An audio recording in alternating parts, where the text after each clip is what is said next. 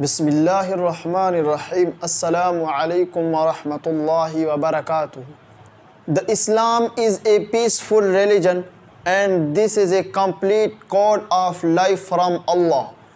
And the Holy Quran is the book of complete guidance and benefits. And this is the red line of whole Muslim. Never cross them ever. अल्लाह अकबर। कुरान मजीद के लिए एक पंडित भी रो पड़ा। कुरान मजीद अल्लाह ताला का कलाम है जो सरासर हिदायत और नफ़ा बख्श किताब है। क्या मजाक है ये? कुरान जलाओगे? तुम्हारी औकात में ये कुरान जलाओगे? बुज़दिल भीड़ में जाके, झुंडों में जाके कुरान जलाओगे? ये तुम्हारी औकात है?